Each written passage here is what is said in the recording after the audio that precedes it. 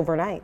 Well, Cornelia, we definitely have the storms that are going to be rolling through here shortly. Already seeing a little bit of rain, but we're going to remain in storm alert weather mode for the rest of your Sunday. Straight line winds possible as that main line pushes through, 1-inch hail in diameter, low end tornado threat, and some localized flooding. But for your temperatures, we've had peaks of sunshine, adding more fuel to the fire as those storms roll through later this evening. Temperatures generally in the mid 80s here in the valley, upper 70s out to our east and some of the higher elevations, but not a whole lot of rain in northwest Georgia or northeast Alabama. But here in the last, I'd say 15 minutes or so, we've had some pretty good storms develop in and around Dayton, kind of between Dayton and Spring City, a really heavy downpour. Non-severe, but still putting down some pretty good rain. Athens, you have a shower coming just to your south, and there's another heavy downpour just to the south of Decatur. And we're going to continue to see these showers and storms increasing in coverage. A severe thunderstorm watch in effect for Grundy and Van Buren counties, as well as most of Middle Tennessee, and that's until 10 o'clock Central Daylight Time. That watch will likely be expanded further to the south to include the rest of our coverage area,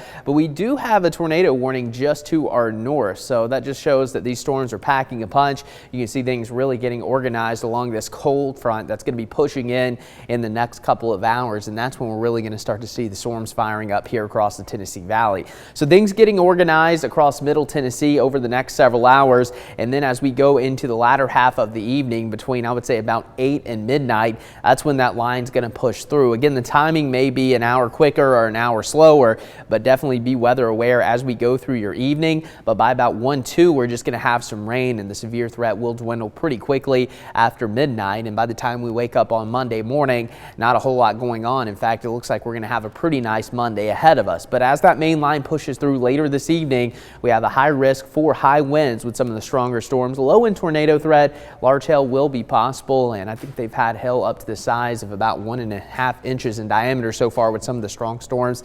So that's going to be a concern, and a low end threat for flooding with some of the heavier rain. But we do have that enhanced risk, which includes our entire coverage area. That's that orange shade, level 3 out of 5 risk there. And specific threats, again, the wind threat about a 30% chance, which is pretty high, especially for this time of the year, within about a 25-mile radius. The hail threat going to be highest really from Chattanooga, Dayton, westbound along the Cumberland Plateau into Middle Tennessee and down into northeast Alabama. And the tornado threat, again, it's low, but it's there for places like Walker Dade counties in northwest Georgia, most of our southeast Tennessee communities, and back towards Middle Tennessee. So it is a possibility that some of these storms could rotate and we could have a brief tornado. So again, if you have a severe thunderstorm warning, tornado warning, make sure you find your storm safe place a little bit later on this evening. But potential rainfall over the next 5 days can be pretty substantial. It looks like that front's kind of going to waver next week. So the highest rates of rain probably going to be Chattanooga southbound into North Georgia with several inches of rain possible.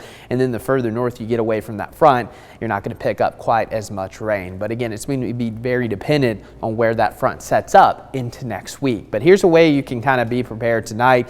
Have a weather radio. If you have one, go ahead and turn that on. Make sure weather alerts are on if you have the Local 3 weather app.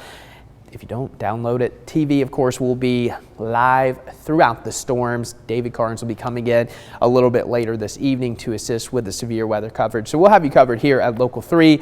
So just be prepared and be aware of the weather for the next several hours. Tonight it will be stormy for the first part of the night, then we'll start to dry out. Tomorrow, 80, partly cloudy, a beautiful June day in the making. Northwest winds at 5 to 10.